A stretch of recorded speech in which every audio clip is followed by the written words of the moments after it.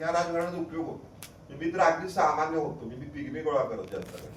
पण मी पहिला निवडून आल्यानंतर सातत्याने मला या घराण्याचा पाठिंबा मिळाला. तेव्हा मला जो ऑब्स्टॅकल म्हणतो कुठं आलं नाही.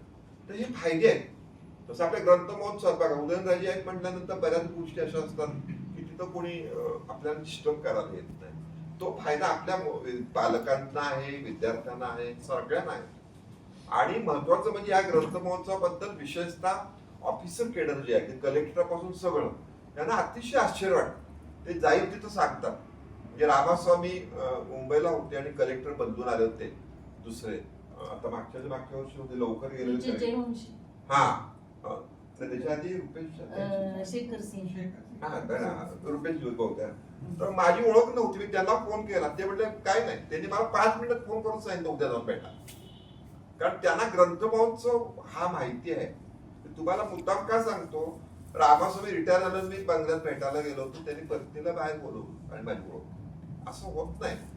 ह्या गोष्टी ह्या चुकून मिळतात आपल्याला आयुष्यामध्ये. या तुम्ही सुद्धा मिळवून घ्या. आलं की तुम्ही ते करून घ्या, ओळखी करून घ्या, फोटो काढून घ्या. जसं तुम्ही आता ग्रंथपाल आहेत, दाभडेवाला सर कोळेकर मॅडमच्या बरोबर प्रवीण दवडेंची सही त्याच्यावर घेऊ शकतो. आल्यावर एवढ्या सह्या कंपल्सरी करा, आपल्याकडे ती सही राहते. उदाहरणार्थ हे सगळं संचित आहे, ते तुम्ही मिळवा. तुमच्या विद्यार्थ्यांना मिळवून द्या, विशेषतः शिक्षकांनी मिळवून घ्या, असं मुद्दाम मी तुम्हाला सांगेन. आणि वेगवेगळे काही प्रयोग असतात, सांगा. तुमच्यातलं कोणी बोलणार असेल तरी आपल्याला एखादा तास, त्याच्यामध्ये 2 तास तरी आपल्याला देता येईल. जसं मागं भोसले साहेब असताना एक कार्यक्रम असतो होता उदाहरणार्थ, आपण सुद्धा आणखी आणि मध्ये सुद्धा आपण तशा पद्धतीनं करू शकतो. त्यामुळे कोळेकर मॅडम याचं एकदा टाळ्या वाजवून स्वागत करा. म्हणजे आज एवढ्या गडबडीत त्याचा वीक पॉईंट आहे. म्हणजे मला चांगलं असं वाटतं. तसं आम्हाला जो वीक पॉईंट आहे तो काय आम्ही बघत नाही. मुलांची नाराजी आणि कुणाची नाराजी, बारसं, लग्न, काय नाही. ग्रंथ महोत्सव हे ग्रंथ महोत्सव तसं त्यांचं आहे. तसं आम्हाला अतिशय आनंद वाटतो. अतिशय चांगली भाषण आता त्यांची आमच्याकडे रेकॉर्ड आहेत. विशेषतः यावेळी सुद्धा भाषण त्यांचं वेगळं असेल कमिशनरांच्या समोर विशेषतः. तर ते हे सगळं आपण करूया. एक आम्हाला 10-12 दिवस द्या, काही अडचणी सांगा, आम्ही तुमच्यासाठी नक्की.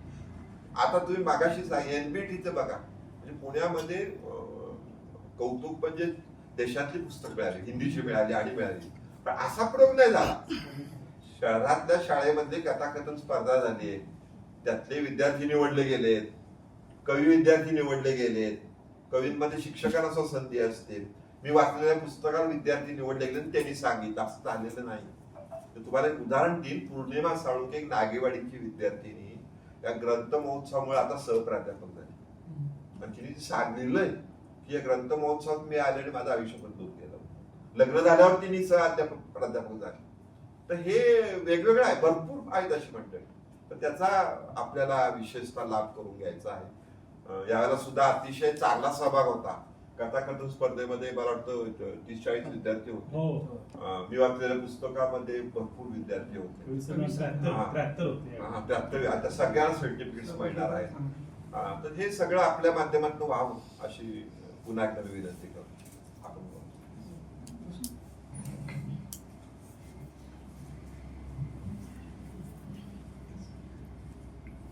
सर्वांना नमस्कार. आज नवीन वर्षाचा पहिला दिवस आहे. सर्वांना नवीन वर्षाच्या हार्दिक शुभेच्छा. नवीन वर्ष सुखाचं, समृद्धीचं, भरभराटीचं, यशाचं आणि ग्रंथ महोत्सवासाठी जास्त विशेष असं काहीतरी हो यावर्षी. की खरं तर आपल्या शिक्षकी पेशामध्ये तुम्हाला माहित आहे, तुमच्या समोरची नवीन आव्हानं आहेत की विद्यार्थी पुस्तकापासून दूर चालत आहे, मोबाईलमध्ये जास्त अडकत चाललाय आणि मोबाईलमधून त्या विद्यार्थ्याला बाहेर काढायचं चॅलेंज तुमच्याकडे आहे, आपल्या समोर आहे, शिक्षण विभागाच्या समोर. आणि मग अशा उपक्रमामध्ये जर मुलांचा सहभाग वाढवला, आपल्या सातारा शहरामधल्या शाळा आहेत, दररोज आपण त्याचं काही नियोजन केलं, ग्रंथ महोत्सवाला भेट देण्यासाठी जेवढे जास्तीत जास्त वर्ग आणता येतील, त्या वर्ग शिक्षकांवर जबाबदारी देता येईल, अशा पद्धतीनं जर नियोजन केलं तर एखादी सवय, चांगली सवय लावायची असेल तर सांगून सवय लागत नसते, ती आपल्या आचरणात